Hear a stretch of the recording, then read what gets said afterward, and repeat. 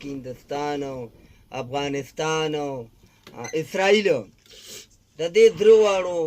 موقف هم یو دی. دا درې واړه دې وخت کې د پاکستان خلاف یو شوي هم دي او د دوی حد تلوسه کوشش دی انډیا وسایل ورکوي پیسې چې کمې دي نو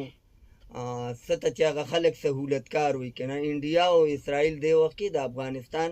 هغه سهولتکاري کوي مالي لحاظ سره د بارودو لحاظ سره د اصلي لحاظ سره دوی ته ریلیف میلاویږي. او بیا دغه افغان چې کوم دی چې کوم موږ 50 کاله ولا موږ پاکستاني ګورنمنټ پاکستاني قام په زړه کې ځای ورکړی په خپل زړه کې ځای کړي. علب خانه که ستا ورسره رسېده که زموږ د اجاز خالد ورور ورسره رسېده دا ټایپ خلک هم مطلب دارې چا په خپل حجره کې چا ورته خپل مطلب دارې د بچي نوړی نیمه کړې ده. خو افغانان ډېر بې وفا خلک دي. حقه د 50 کالو محنت ته زموږ ونه کتل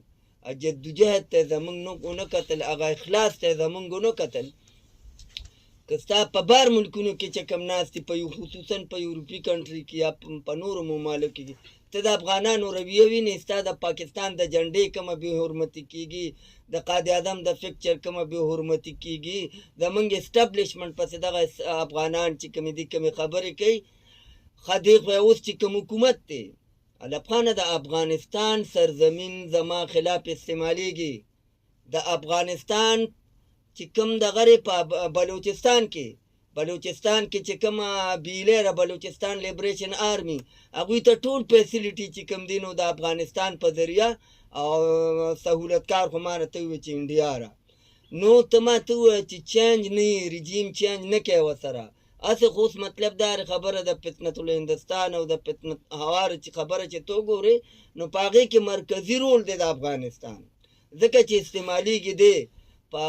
تیر شوي وختونو کې تو ګورې ستا په سانه باډرز چې اټیک شوي دي د افغانانو کړي دي او هغه افغانانو کړي دي کومو ته چې موجوده ګورنمنټ باقاعده پناه ورکړې ده. اوس هم په افغانستان کې چې کوم د ټوپک په زور جوړ ګورنمنټ دی لکه جمهوري حکومت خو نه دی که د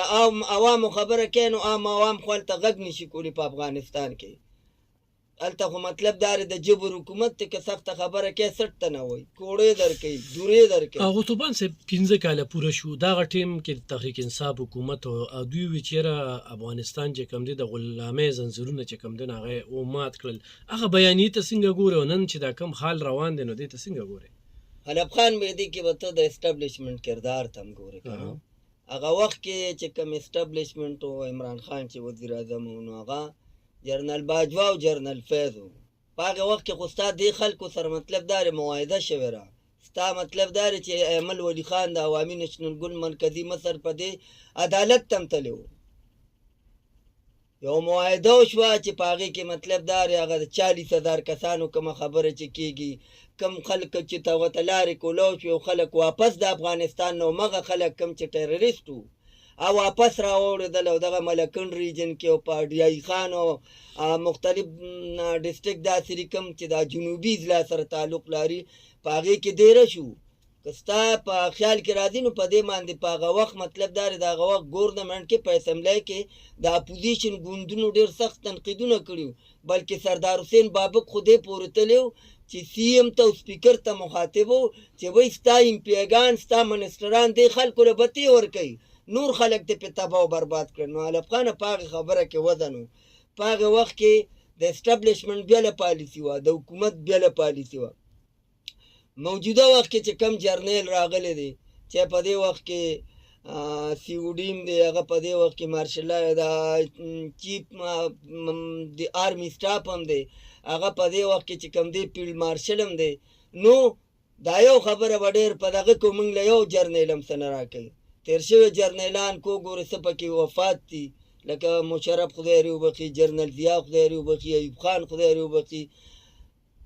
خو موجوده جرنیل چې کوم دی ا دې خاورې سره مخلص دی ا دې وطن سره مخلص دی او د موجوده جرنیل په کتاب کې دا نشته کوم چې د جرنل فیض په کتاب کې کوم چې د باجوا په کتاب کې چې بیگ او ګوډ او بیگ طالب نه موجوده جرنیل وایي چې زما د قام زما د خاورې دشمن دی کو نو کا ګوډ دی او کا بیگ دی اس کو مارو اس کو ختم کرو. نو په دې وجه د موجوده جرنیل چې کوم دی د خاورې سره د ملک سره د قام سره علب خان به ته که تیر شوی مطلب دا وګورئ نو دا خبره ډي جي ایس پي آر په دغه کې هم راغلې دا خبره د جرنیل صاحب خو ډایرکټ مخاطب کېږي نه د ډي جي ایس پي آر په ذریعه د هغه او وایي چې د پاکستان د یو شهري نه به زه افغانستان او هندوستان دا قربان کم یو شهري ما ته پاکستان دومره عزیز دی نو دې وخت کې دا د قام ډیمانډ هم دی د پوج نه چې کولو ډټ کر مقابله وکړي د هغه افغانانو کم چې مطلب داري د هغلته ټریننګ سنټر دي کومه خاوره چې استعمالیږي زما خلاف په هغې کې بیله هم شامله ده هم مطلب داري چې کارډونه ورسره زما د ملک دي شهران د پاکستان دي خو استعمالیږي د هغې خلکو دپاره نو رژیم چینج علب خان به دغه تېر وخت کې هم چې ډي جي ایس پي آر پرس کانفرنس کو نو د بیله د افغانانو ویت پروف آډیو ویډیو موږ دا ویلو چې افغان رژیم چې کوم دی پاکستان ته ډېر نقصان ورسو بالکل ډېر نقصان ورسو ګرانو کتونکو تکړه